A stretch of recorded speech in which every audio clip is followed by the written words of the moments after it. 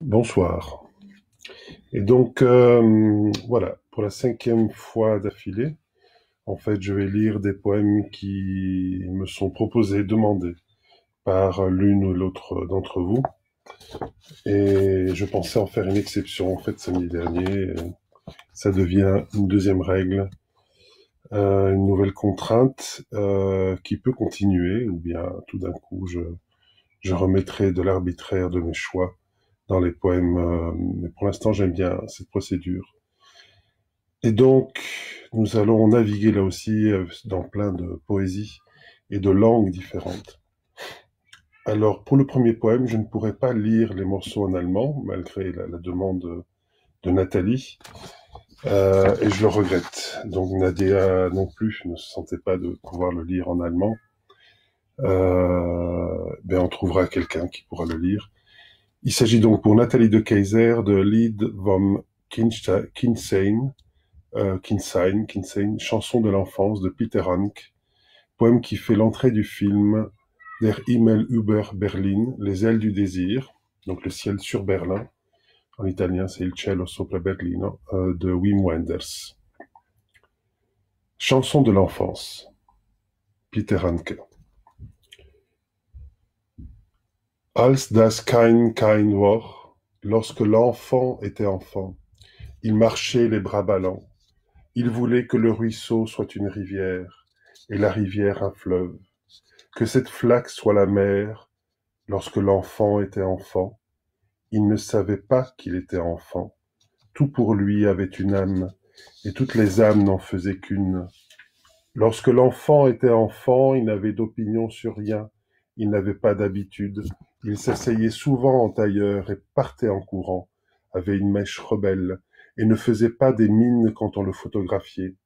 Lorsque l'enfant était enfant, vint le temps des questions comme celle-ci. Pourquoi suis-je moi? Et pourquoi ne suis-je pas toi?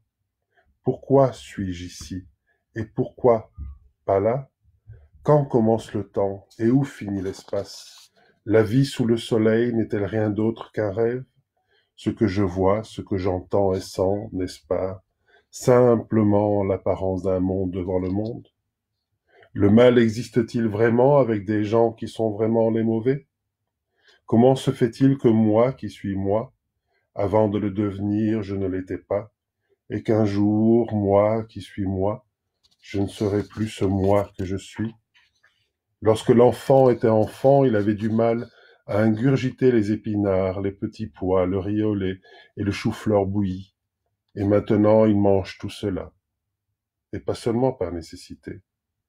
Lorsque l'enfant était enfant, il se réveillait un jour dans un lit qui n'était pas le sien, et maintenant, cela lui arrive souvent. Beaucoup de gens lui paraissaient beaux, et maintenant, avec beaucoup de chance, quelques-uns. Il se faisait une image précise du paradis, et maintenant, c'est tout juste s'il l'entrevoit. Il ne pouvait imaginer le néant, et maintenant il en tremble de peur. Lorsque l'enfant était enfant, le jeu était sa grande affaire, et maintenant, il s'affaire comme naguère, mais seulement lorsqu'il s'agit de son travail. Lorsque l'enfant était enfant, les pommes et le pain suffisaient à le nourrir, et il en est toujours ainsi. Lorsque l'enfant était enfant, les baies tombaient dans sa main, comme seules tombent les baies, et c'est toujours ainsi. Les noix fraîches lui irritaient la langue, et c'est toujours ainsi. Sur chaque montagne, il avait le désir d'une montagne encore plus haute, et dans chaque ville le désir d'une ville plus grande encore, et il en est toujours ainsi. Dans l'arbre, il tendait les bras vers les cerises, avec la même volupté qu'aujourd'hui.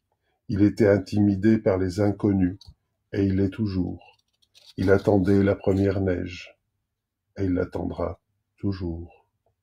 Lorsque l'enfant était enfant, il a lancé un bâton contre un arbre, comme un javelot, et il y vibre toujours.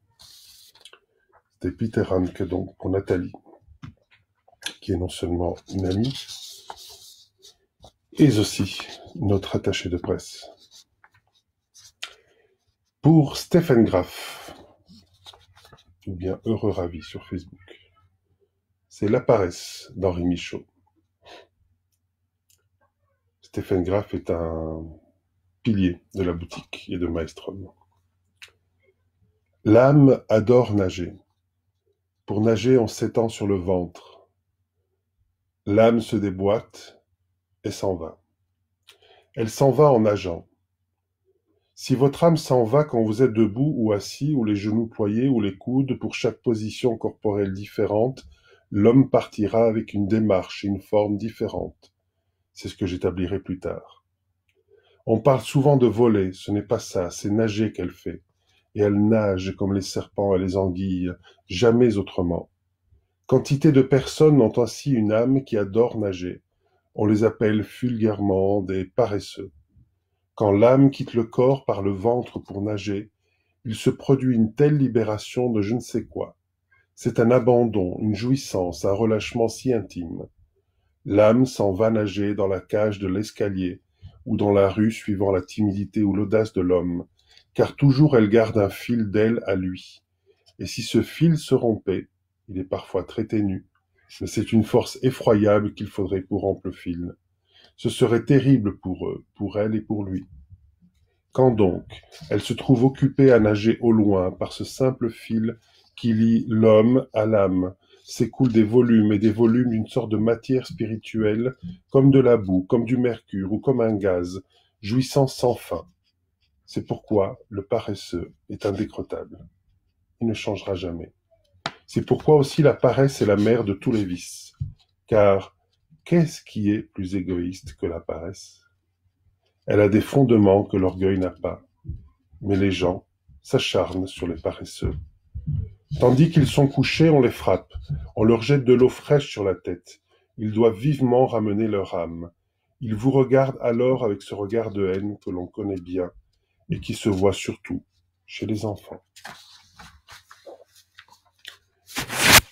Alors, je voulais lire un très court poème de quelqu'un que je ne connais pas, qui est un poète suédois de Stockholm, Leif Wenglert, qui m'a envoyé quelques poèmes en anglais hier soir.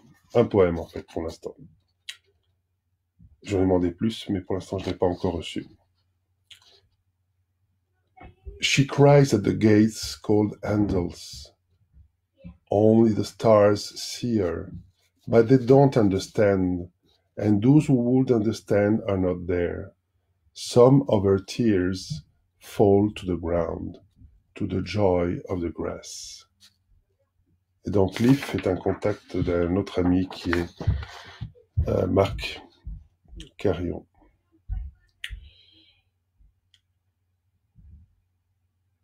Je termine.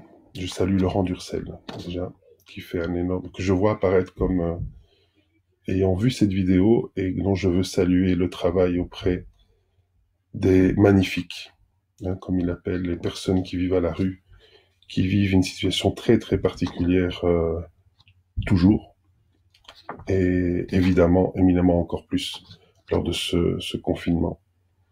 Donc salut Laurent. Salut dans tous les sens du terme. Et ici donc un poème pour Karl Norak, qui nous propose de découvrir un poème de Charles Ducal, l'ancien poète national, comme lui, Karl Norak l'est aujourd'hui. Charles Ducal qui écrit donc, traduit par Daniel Losman, du néerlandais, qui nous écrit un poème pour les fleurs de funérailles. Donc les funérailles qui actuellement se vivent malheureusement quasiment sans autres personnes que la famille stricte. Charles Ducal, sauf toi. Ta mort fait la une, décomptée comme décès parmi tant d'autres, un nombre désespéré où je te perds, une langue étrangère où je dois te partager. Je te veux seul. Attrape cette corde, elle va jusqu'au fond. Attrape-la, que je te remonte vers la lumière. Je veux poser ma main sur tes yeux. Viens, lève-toi. Voici tes vêtements, tes chaussures. Mets-les. Je veux que tu rebrousses tout le chemin d'où je t'ai perdu, jusqu'où je t'ai trouvé. Chaque pas, chaque geste, chaque seconde, je les veux de retour. Ta main sur la table, ton cri à travers la maison, ton rire dans mon dos, ta trace dans ma trace sur le drap. C'est impossible, je le sais, mais il le faut. Dès que la voie est libre, je te laisse partir, je te suis des yeux. Tu ne rencontres personne. Aussi longtemps que je regarde, personne, aujourd'hui, n'est mort, sauf toi. Charles Ducal.